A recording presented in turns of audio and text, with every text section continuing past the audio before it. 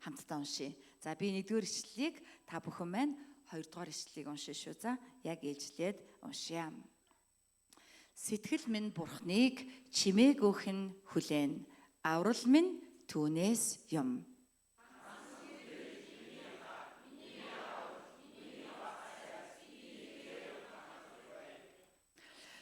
Нурж буй хан, ганхаж буй хашаа мэт хүнийг алах гэж та нар бүгдээрээ хэдий болтол довтлох вэ?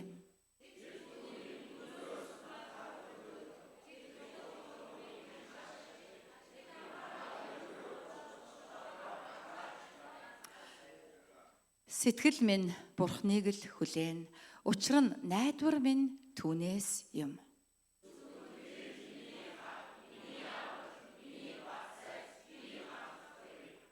Бурханд миний аврал ба алдар, Бурханд миний хүч чадлын хад, хорогдох газар минь байдаг.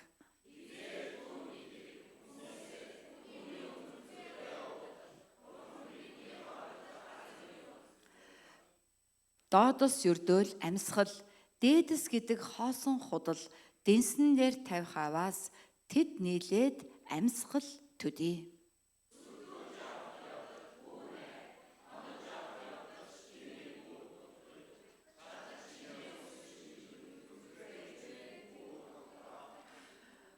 Хүч чадал Бурхных гэдгийг Бурхан 1 удаа айлтсан, би 2 удаа сонссон. Эзэн хайр инрэлж таних, учир нь та хүн бүрд үйлснийхэн дагуу хариулдаг. Амен. Амен. За хамтдаа залбирахгүйгээр туулахгүй гэсэн сэдвээр эзний үгийг хамтдаа харцгаая. Халелуя. Амен. За юуны өмнө Бурхны хайр ивэл нэгүсэл бид үгдэн дээр байх болтугай. Амен. Бүгдээр хамтдаа хажуудлын хүндээ ингэж одоо тунхаглая. Залбираараа, залбираад л байгаараа гэж хэлэхгүй юу? Амен. Амен. Залбираараа, залбираад л байгаараа гэдэг энэ одоо үг болвол христчэн хүмүүсийн хамгийн том ураа, тийм ээ, амьдралын одоо ноён нуруу мөн чанар гэдэгт итгэж байна. За залбирал хичнээн залбирсан ч хизээж хангалттай байдгүй юм байна. Магадгүй би бас залбирдаг. Би янз бүрийн байдлаар залбирал удирдах чинь, бас хувьдаа залбирч чинь, инкаунтын цаг болгонд залбирч чинь, бүхэл цагууд залбирч чинь. Залбирлын суглалтнуудаар залбирлын орчуулга хийгээ залбирч чинь. Бүх цагууд залбирч чинь. Гэхдээ хизээд миний дотор залбирал дутж чинь, дутуу байна гэдэг бодол дандаа төрдөг. Тэгээд би юуг ойлгосон бэ? Залбирах тусам бүр илүү дутуу дулмаг болохоо мэддэг юм байна.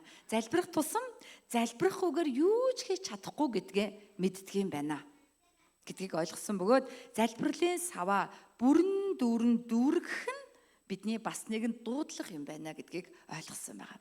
Залбирлын сав маань ямагт дүүрэн байна. Дүүрэн байна гэж эзний өмнө хэлэхээр дүүрэн савтай байхгүй л бол хизээд бидний дотор залбирлын сав дундуур байгаагийн төлөөх гэмшил, тийм ээ, эзний одоо зэмлэл биднэрт ирдэг. Учир нь залбирал гэдэг бол Бурхантай харилцах харилцаа. Залбирал гэдэг бол зүгээр өөрийнхөө үгийг нэг талаасаа хэлээд дуустдаг одоо гуйлтын жагсаалт юм уу? Эсвэл майн мэгзэм шиг зүйл биш. Залбирал гэдэг бол Бурхантай ярих харилцан яриа. Тийм учраас бид нар тийм ээ Бурхныг сонсож, Бурханд үгээ хэлж, Бурхныг сонсож харилцах ёстой. Энэ харилцаа хизээд байх ёстой, дандаа байх ёстой.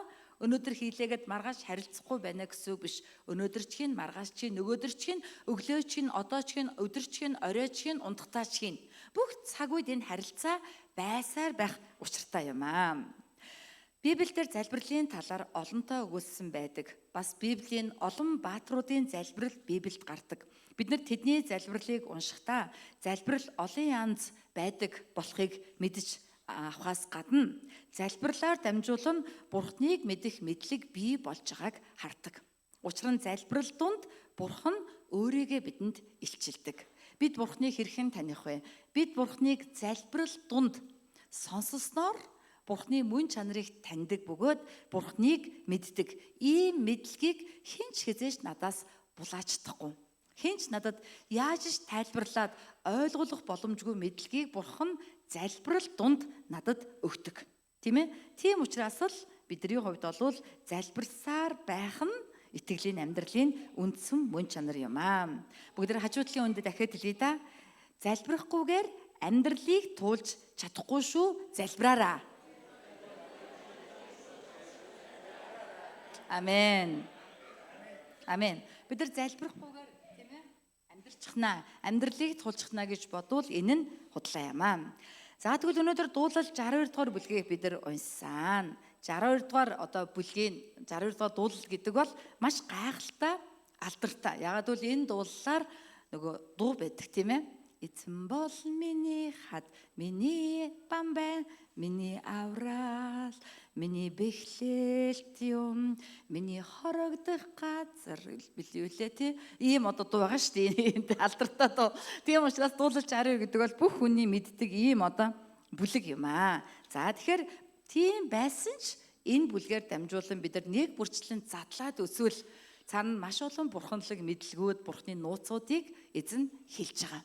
Тийм учраас бүгдээрээ эзний дуу хоолойн дээр яг анхаарал хандуулъя.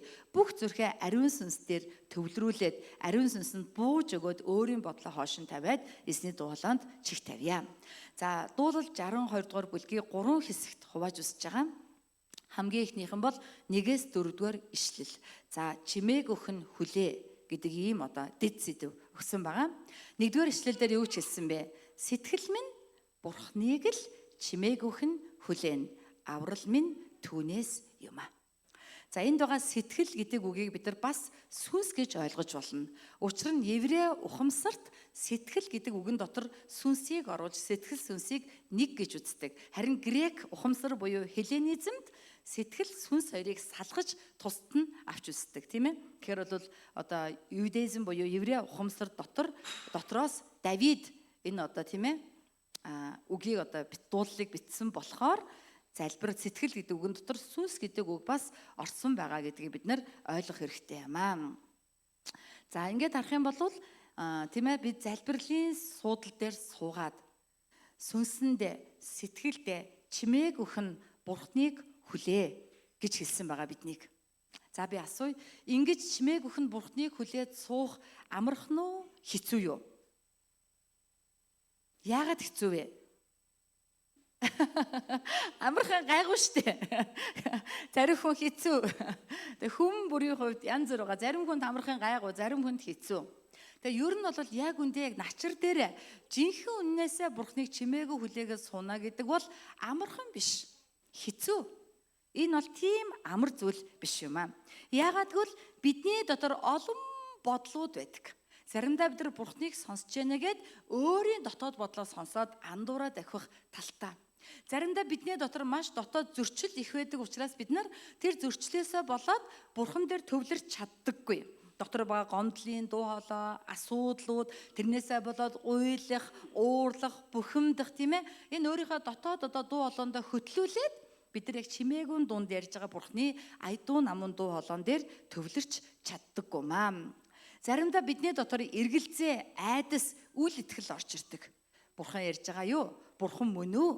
Намайг нэглээд Бурхан хэлчих үү? Би Бурхны дууг ийм амархан сонсно гэж үү? Гих мэт бодлууд яадгүй. Биднийг Бурхны дуу хоолойг сонсоход саад болтго юм аа. Заримдаа нөхцөл байдал нөлөөлдөг. Нөхцөл байдал сайн сайхан үед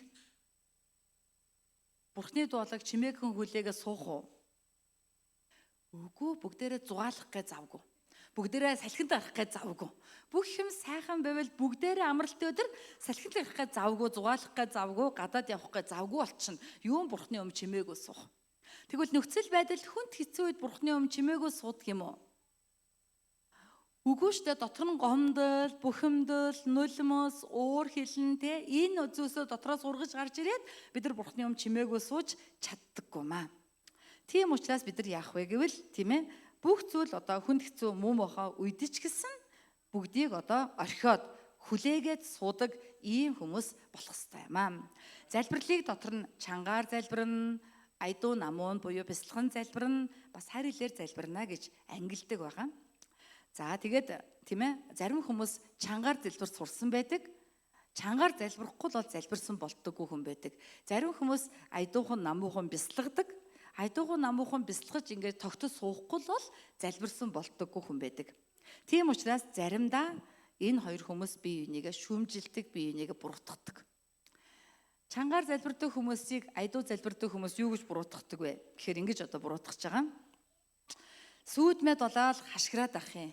Гоцхойд орлоод ах юм. Ямар төвхтэй юм бэ? Хүмүүс харуулах гэдэг юм уу хаашаа юм? Өөрийгөө мундаг залбирдаг гэж харуулах гэдэг юм уу хаашаа юм? Саад болоод ах юм. Бурхныг сонсохгүй юм. Тийм ээ? Гэж одоо ингэж одоо тий муулдаг. Тэгээд хашгирлаа гэд бурхан сонсон гэж бодд юм байх та. Бурхныг дүлий гэж боддөг юм уу хаашаа юм? Гэж ингэж дотроо боддог.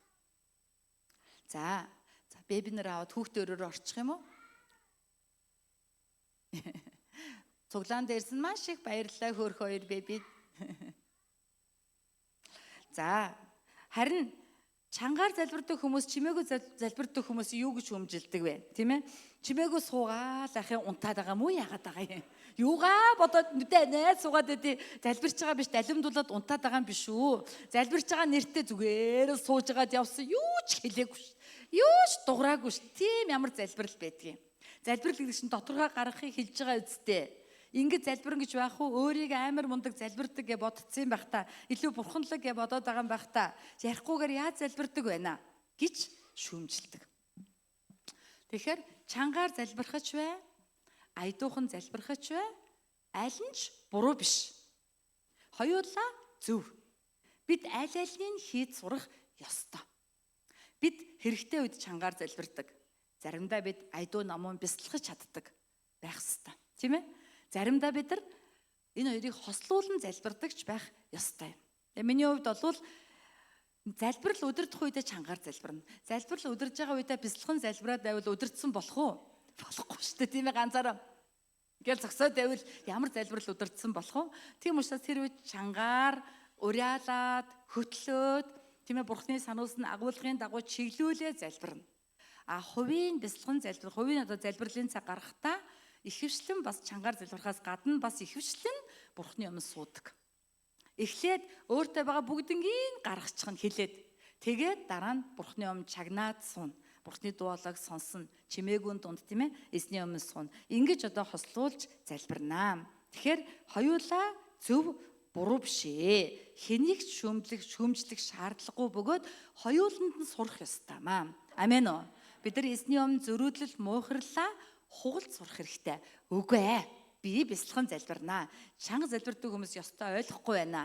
Үгүй ээ. Би чангал залбирнаа. Айдуухан залбирна гэж юу байдгийг бодол дундаа төөрч алга болно гэдэг ийм одоо муухарлал зөрүүдлээ хаяад бид хоёулангийн хослуул залбирч сурах хэрэгтэй юм аа. Бид нар ямар ч хэлбэр маягаар залбирсан бай. Залбирлын хамгийн гол мөн чанар нь бурхан дээр төвлөрөхөд байдаг. Бурхныг сонсох, бурхныг хүлээх, бурхан дээр төвлөрөх, бурхны дуу хоолойд чих тавих, бурхныг мэдрэхэд байгаа. Бид нар чанга залбирж байгаа үед ч бид бурхныг мэдэрч чадна. Бид айдуухан залбирх үед ч мэдэрч чадна. Би чанга залбирхад бурхан бас чангаар бас бидэртээ зэрэгцээд яаруу сандруу бидэрт мэдүүлдэг. Хөөе одоо тогт ийшээ тийшээ хөөе ингэ залбир. Хөөе одоо үгүй наа чи буруудлаа хөөе ийшээ яв. Залбирал дундуур ярина. Бид айдуухан намын залбирхад бурхан бас бидний дотроос бидэнд үгээ айлддаг юм аа. Тийм учраас бид нар чимээгүй дунд сэтгэл сүнсэндээ бурхныг сонсдог байх хэрэгтэй. Бид нар наана гаднаа чангаар айдуухан харагдах байдал нь ямар ч хийж болно. Гэтэ дотор сэтгэлдээ сүнсэндээ бурхныг чагнасан. Чимээгүй дунд. За бурхан юу гэж хэлэх нь вэ? Бурхны дуу хоолой надад ямар зүйлийг мэдүүлэх нь вэ гэсэн ийм одоо байдал дотор залбирлыг хийх нь бидний залбирлыг жинхэнэ болгох юм аа. Яагаад бид нар чимээгүй эзнийг хүлээх ёстой юм бэ гэвэл 1-р эшлэлдэр аврал минь түүнээс юм гэсэн байгаа. Аврал минь түүнээс юм. Аврал минь түүнээс юм гэдгийг бид нар 2-р эшлэлдэр байгаа ганцхан тэрл миний хад миний аврал гэдэгтэй харьцуулах юм бол жоохон ялгаатай байгаа. Өөрөөр хэлэх юм бол аврал минь түүнээс юм гэдэг дээр бурхан жоохон бага, аврал нь том. Бурханаас ямар нэгэн юмыг авж байгаа юм шиг авралыг ч юм уу, ёроолыг ч юм уу, хариултыг ч юм уу. Өөрөөр хэлэх юм бол бурханаас авах хариулт, аврал, ёроол дээрээ илүү төвлөрсөн байна. Нааш анхаараараа бүгдээрээ нааш анхаарна шүү. За, Бурханаас авах аврал дээр төвлөрсөн байна гэсэн үг. Гэтэл хоёр дахь ишлэлээр болохоор юу гэж байна вэ? Угаасаа Бурхан өөрөө аврал. Миний хүсэж байгаа хариулт ерөөл биш. Бурхан өөрөө байгаа нь миний аврал болчихж байгаа. Анзаарсан уу? Жохон өсөлт байгаа биз? Эхлээд болохоор Бурханыг чимээгүй хүлээж байгаа зорилго нь аврал авахын тулд, аврал гэдгийг хариулт авахын тулд, эдгэрэл авахын тулд, чөлөөлөлт авахын тулд, Бурханы хүслийг мэдхийн тулд чимээгүй хүлээс юм авах гэж хүлээж ирсэн. Ингээ хүлээж агаад Бурхан өөрөө миний аврал юм байна. Бурхан өөрөө байгаа нь миний эдгэрэл юм байна. Бурхан өөрөө байгаа нь миний чөлөөлөлт юм байна гэдгийг ойлгож байгаа. Амен уу? Ийм залбирлын шат энэ дотор явж байгаамаа гэдгийг бид нэр анхаарах хэрэгтэй юм аа. Амен уу? Амен уу? Бид нар ийм балчир байдлаасаа гараад Бурханыг хүлээгээд аврал өөрөө Бурхан өөрөө аврал гэдгийг ойлгох хэрэгтэй юм аа. Ингэж чадах юм бол бид нар ганхж байгаа сэтгэл сүнсээ тогтвортой байлгаж чадна. Бидний сэтгэл, бидний сүнс, бидний оюун бодол заримдаа ертөнцийн айсаар ганхаад байдаг. Арай хийсчихгүй үндэс байгаа Бурхан дээр. Гэхдээ салхины айсаар ганхаад юус тогтургүй ийшээ нэг хийсэл ийш очиж гомдол тийш очиж үзий ядал ийш очиж уурлал тийш очиж инээгээл ийш очиж баярлал тэнд очиж муулаад ингээл бүр ганхаад бүр ертөнцийн айсаар бүр ингээд яагаа мэдхгүй тогтургүй ийм байдалд бидний сүнс сэтгэл ордог. Тэгвэл яг энэ үед сүнс сэтгэлдээ юу гэж хэлэх вэ? Сэтгэл минь Бурхан өөрөө авралчин. Бурхан өөрөө хамт байна. Бурхан авралчин болохоор тогт. Ихээр ганхахгүй гэж хэлж байгаа. Амен уу?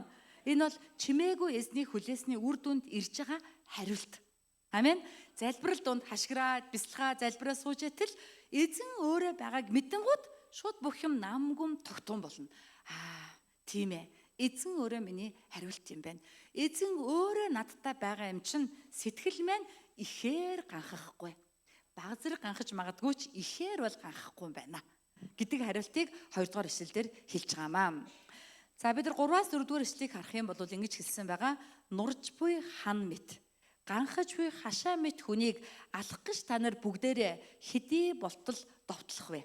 Өөрөөр хэлэх юм бол залбирагч хүн өөрийгөө хэлж байгаа. Би яг нурж байгаа хан шиг болжээ.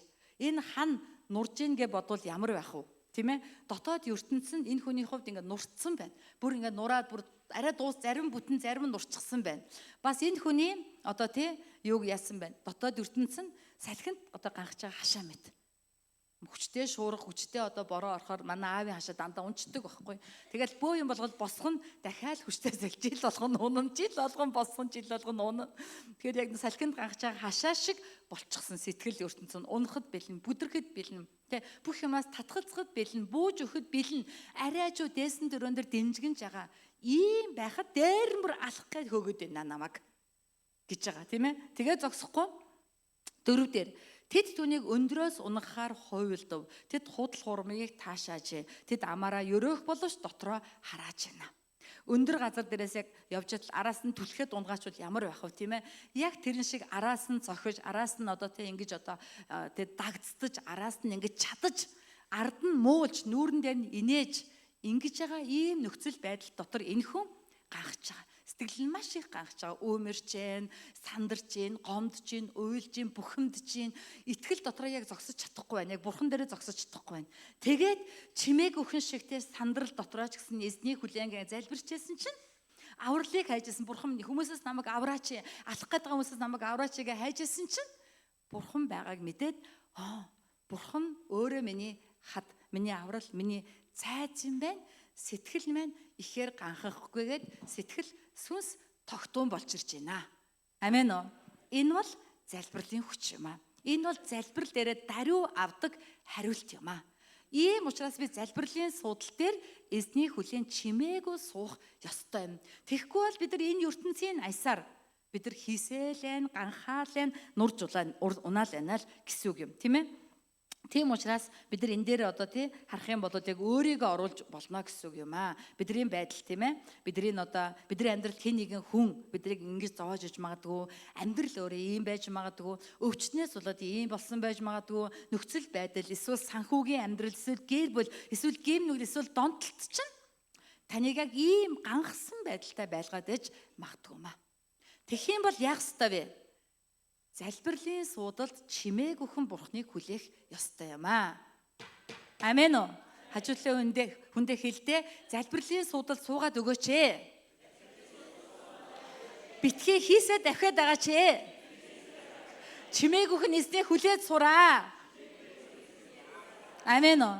Амен уу? Залбирлын суудалд суугаад эзний өмнө чангаар залбирч болно. Аятуухан залбирч болно. Эзэн дээр төвлөрөөд хүлээ. Тэгвэл тэр чиний аврал гэдгээ мэдүүлэхэд чиний сэтгэл тогтвортой болно. За ингээд цааш нь харах юм бол 2 дугаар хэсэг нь 5-аас 8 дугаар ишлэл байгаа. 5-аас 8-ыг харах юм бол яг адилхан давтаад байгаа юм шиг байгаа. Сэтгэл минь Бурхныг л хүлээн. 1-р ишлэлтэй адилхан юм шиг. Тэгтээ ялгаатай 5 дээр юу гэсэн байна вэ? Учир нь найдвар минь түүнээс. Тийм ээ, маш өөр болсон байна. Авралыг хайх, найдварыг хайх хоёр өөр. Ягаад гэвэл аврагдсан хүнд найдвар байдаг. Хэрвээ та өөрийгөө аврагдсан гэж бодвол танд дандаа найдвар байна. Таны найдвар хизээж алга болохгүй. Хэрвээ та аврагдсан л бол танд үрдийн найдвар бий болцсон гэсэн үг.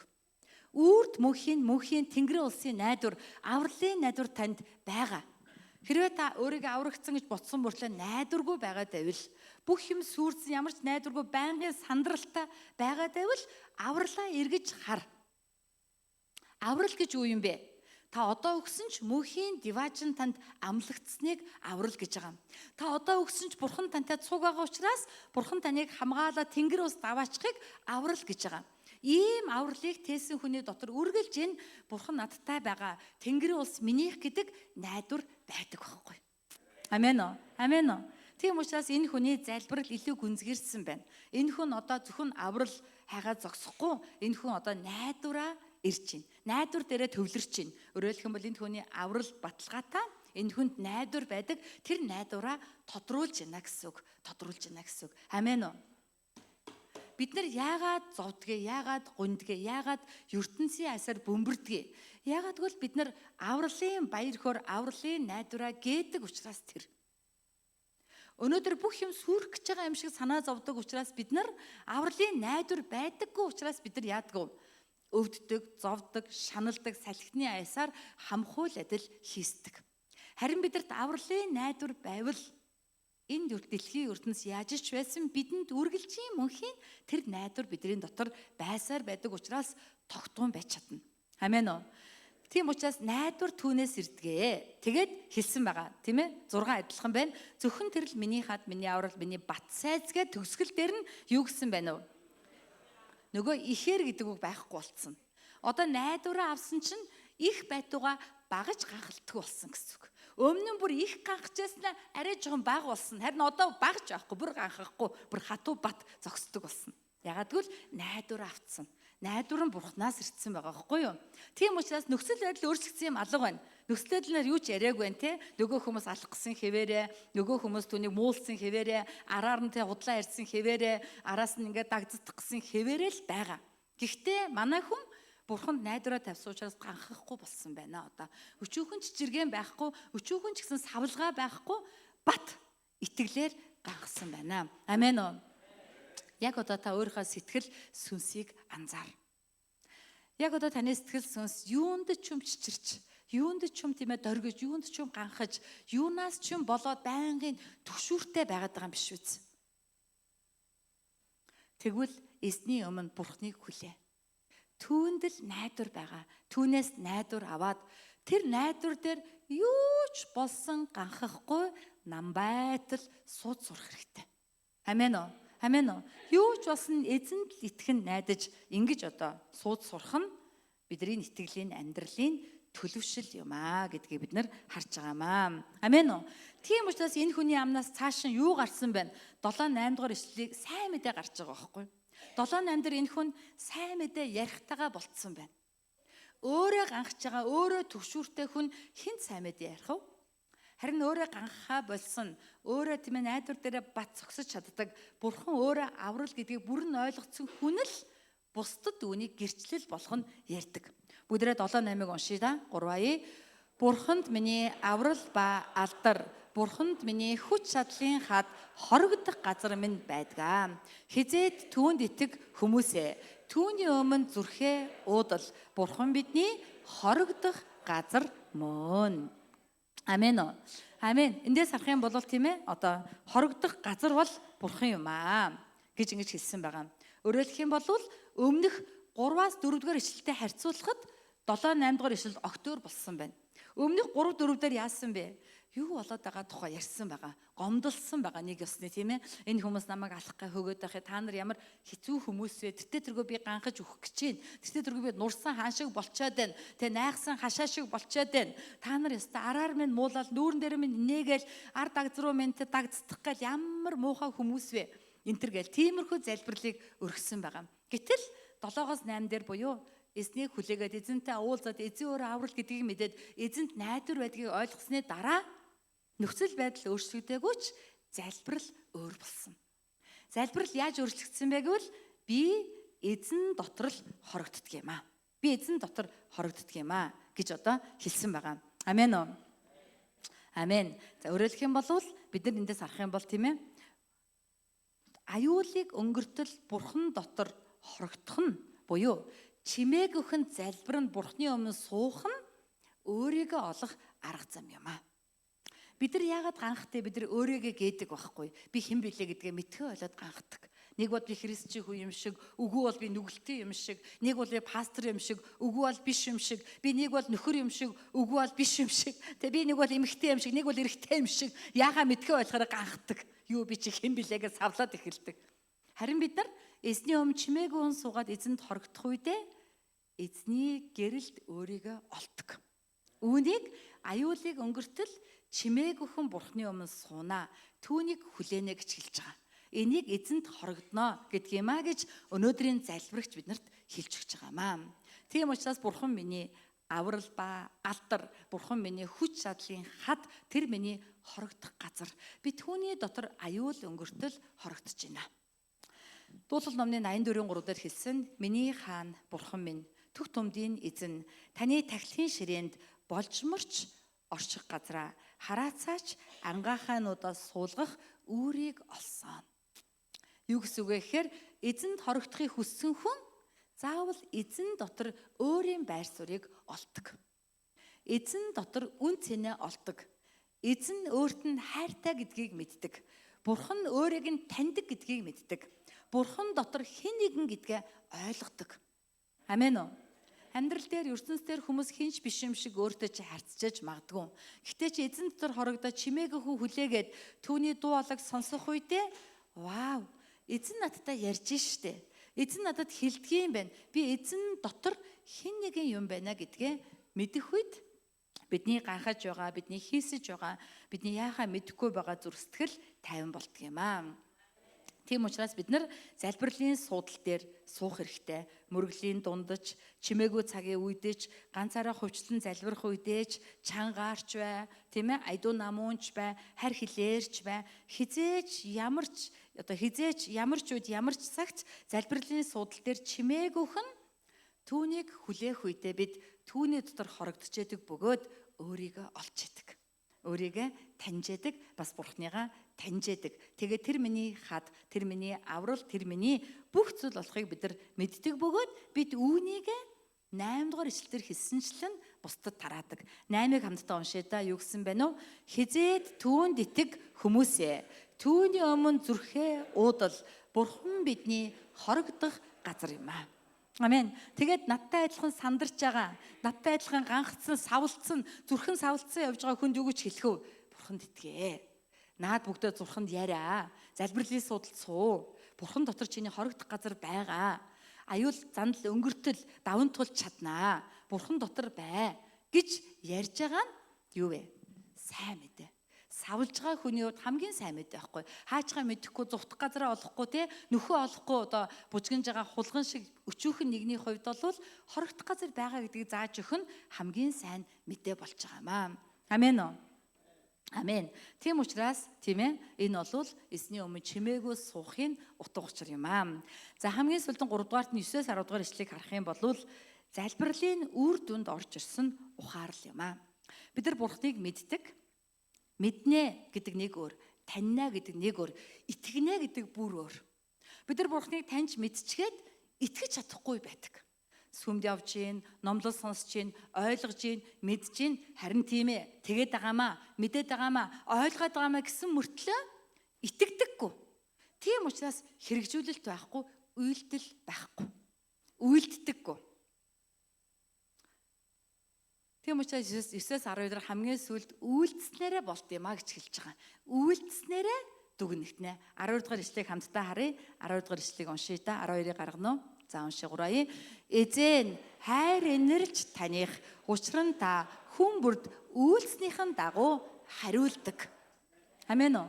Бидний залбирал бидний үйлсээр хариулагддаг байна. Бид нар залбирлын суудал дээр суугаад чагнаад эн чинь үйлдэж байгаа хэрэг штэ, хийж байгаа залбирал хийдэг хүн гэсэн үг. Ингэвэл бид түүнийг миний аврал болохыг, тэр миний найдвар болохыг мэдэж бидний сэтгэл ганхаа болно. Энийг хийхгүй хүн хизээч үнийг мэдэхгүй. Өнөөдөр би ярьж байгаа болохоор ойлгоцсон байна. Өнөөдөр би ярьж байгаа болохоор сонсоод мэдлээ. Гэтэ энийг та итгэлээрээ үйлдэхгүй бол хизээч таних болохгүй гэсэн үг. Та залбирлын суудлаар чимээгүй эзний хүлээн энэ цагийг гаргахгүй бол энэ яриад байгаа дуулаачийн дуулын жинхэнэ утгыг өрдөө ойлгохгүй. Өнөөдөр ингээд сонсоод өнгөрн амьдрал болохгүй, таних болохгүй. Ягаад гэвэл та үйлдэхгүй учраас танд хариулт байхгүй. Үйлдэснээр нь хариулдаг. Үйлдэснээрээ бид нар хариултыг авдаг байх нэ. Амен уу? Амен уу? Тийм учраас бид нар мэдэх өөр юм аа. Итгэх бүр өөр юм аа. Итгэнэ гэдэг нь мэдснийгээ үйлдэхэд байгаамаа гэдгийг хүлээж аваасаа гэж хүсэж байна. Амен уу? 9-10 дугаар ишлэл бол энэ дэлхийг зааж өгч байгаа. Энэ дэлхийгээс гадна хүний мөн чанарыг ярьж байгаа. Хүний мөн чанарыг тийм ээ. Энэ дэлхийд бас хүмүүсийн дунд дээд доод гэдэг ялгуурлал угаасаа байдаг. Бид нар Бурхны юм бүгдээрээ амьсгал төдий ямар ч ялгаагүй боловч ертөнц бидэрт юу гэж хэлдэг вэ? Сайн хүн байна, муу хүн байна, сайхан хүн байна, муухай хүн байна, дээд хүн байна, доод хүн байна. Тийм ээ? Сайн пастор байна, муу пастор байна, сайн итгэгч байна, муу итгэгч байна, сайн чуулган байна, муу чуулган байна гэж ертөнц тэр байтугай итгэгчд хүртэл ярьдаг. Гэтэл юу гэсэн байна?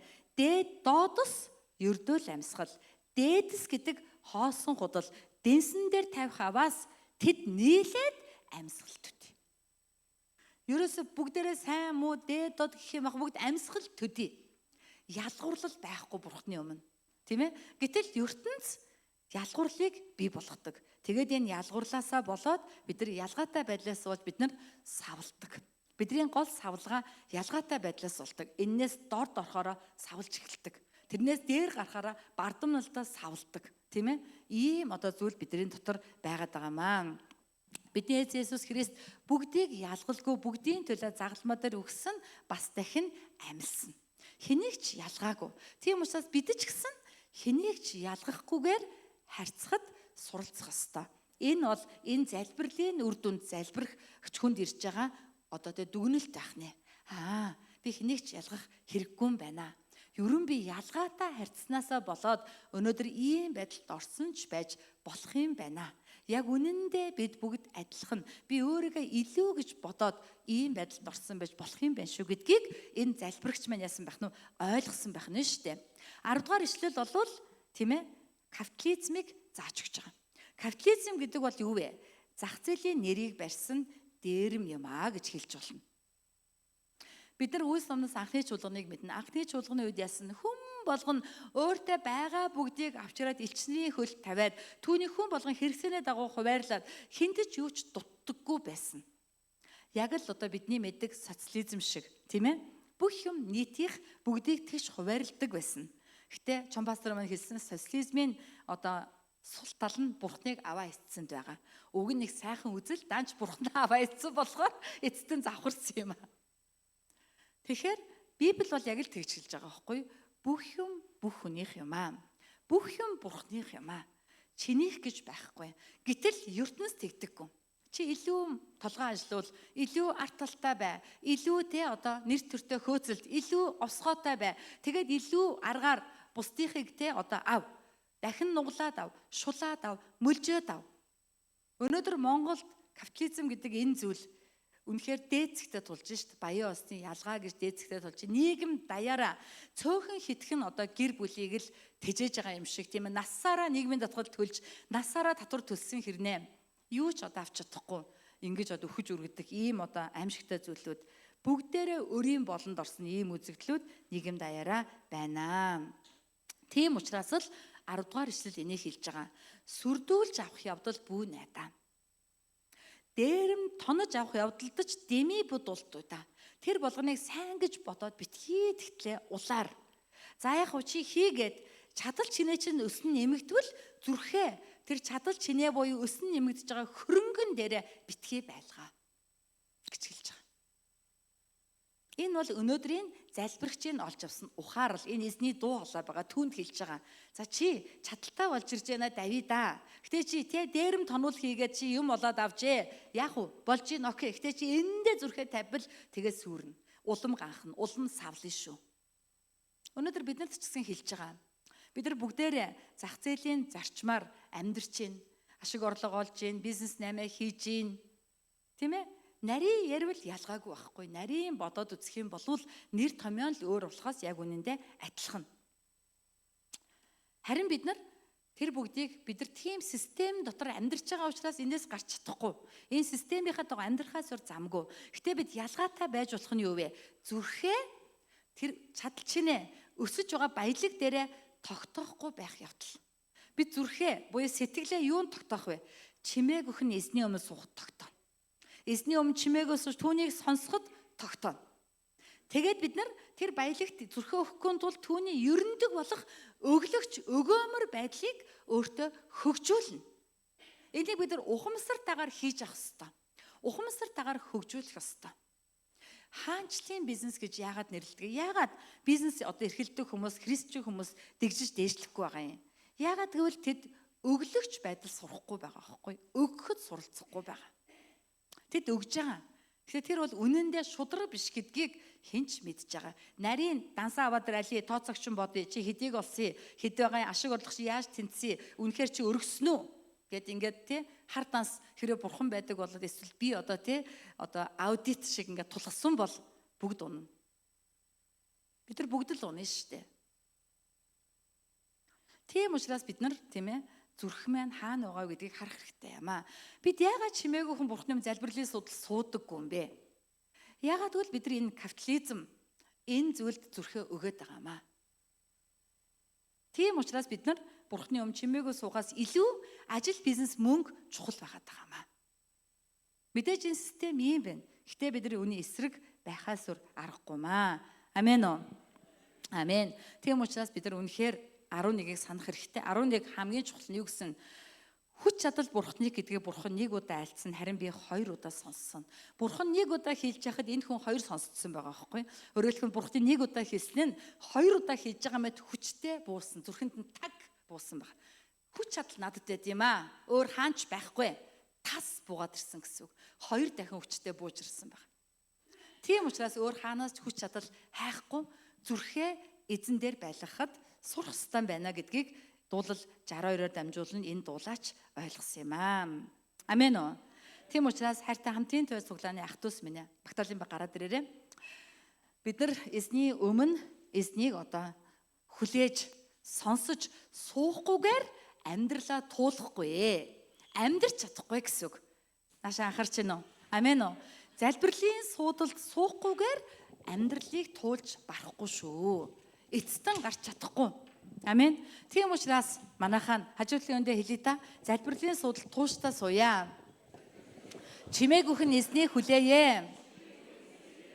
Залбиралгүйгээр туулан гарч чадахгүй. Хийсэд алга болно. Яг эцэстэн гарч чадахгүй байхгүй. Яг амьдрч дуусахгүй гэсэн үг. Зуурдын болоо хуурчихна. Зуурдын ертөнцид зуурдын болоод үрд мөхийн там руу сүнсэн шидэгдээд зуурдын ертөнцид замхарчна. Бид нар Христ дотор олдож үлдэх гээд байгаа шүү дээ. Бүх юм галаар шалгагт өдөр ирнэ. Гэ тургин тийм ээ бүгд шатна. Тэр дунд үлдэх хэрэгтэй байгаа байхгүй бид нар. Зарим нь нүцгэн зарим хувцастай үлдэнэ. Ядаж хувцастай байгт нүцгэн ч гэсэн хамаагүй үлдцгээ тийм ээ. Тэхийн тулд залбирлын судал суух хэрэгтэй байна. Залбирлыг үл тоогоо, залбирлыг тоохгүйгээр бид нар явж чадахгүй маа. Тийм учраас бүгдээ хамтдаа илүү их залбирдаг, эзэн дотор хорогддог, эзэн дотор өөрийгөө мэдсэн, өөрийгөө үнэхээр таньсан хамтын туйчууд байцгаая гэж та бүгдийгээ ерөөж уриалж байна. Амен. Бүгдээ хамт эзэн магтан дуулъя. Эзэн бол миний хад, миний бамбаа, миний хорогдох газар, миний авралын эвэр. Бүгдээ хамтдаа магтан дуулангаа эзний өмнө итгэлээрээ өнөөдрийн 62-ийн дагуу өчцгөөе.